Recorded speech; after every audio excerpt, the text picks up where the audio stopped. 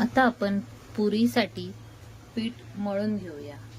त्यामध्ये लागणारे साहित्य थोडा जिरा, थोडा ओवा, थोडे मीठ आणि 1-1.5 चमचा तेल। पुरीचं पीठ मळून झालेलं आहे। असं घट्ट पीठ मळायचं।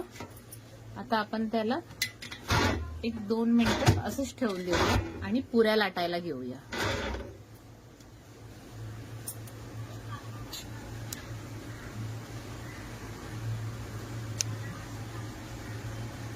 पुरीसाठी तेल ठेवलं आहे। तेलामध्ये टूथपिक टाकलेले आहे आणि थोडं मीठ टाकलेलं आहे, जेणेकरून पुरीमध्ये तेल जास्त शिरणार नाही, थोडं कमी तेल लागेल पुऱ्यांना, त्यासाठी टूथपिक टाकलेले आहे। आता आपण पुऱ्या इथे लाटायला घेतल्या। पुऱ्या आपण आता इथे लाटायला घेतलेल्या आहे। आता आपण त्या लाटूया आणि मस्तपैकी तेलात फ्राय करूया, तळून घेऊया।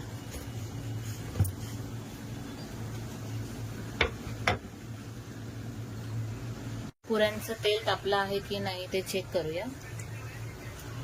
तेल तापलेलं आहे, पुरीला बुडबुडे आलेले आहे। आता आपण त्यात केलेल्या पुऱ्या सोडूया। एकदम सावकाश सोडा, अंगावर येतं तेल।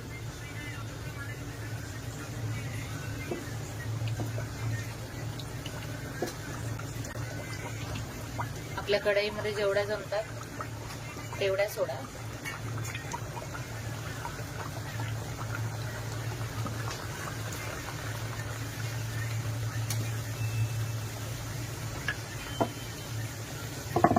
छानपैकी फुगल्या पाहिजे।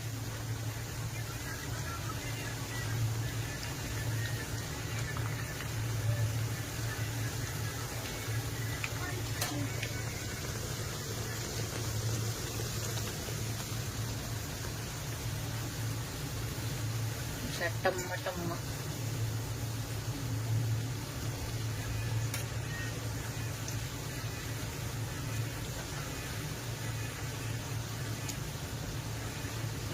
अशा प्रकारे पुऱ्या सर्व आपण तळून घेऊया। हे अजून झालेल्या नाही आहे, थोड्या लालसर ब्राऊन रंगाच्या झाल्या की काढूया।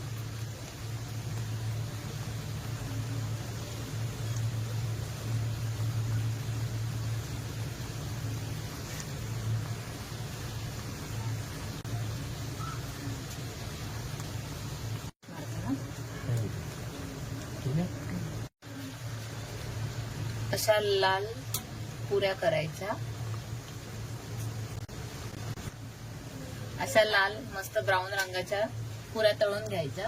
अशा टम्म फुगेपर्यंत मस्त, कच्च्या ठेवायच्या नाही। आणि आता आपण अशाच बाकीच्या पुऱ्या तळून घेऊया छानपैकी मस्त। चला तर आपल्या बघा पुऱ्या तळून झालेल्या आहेत, मस्तपैकी छान लाल कलर येईपर्यंत मस्त तळलेल्या आहेत आम्ही। आता आपण श्रीखंड पुरी खाणार आहोत। श्रीखंड पुरी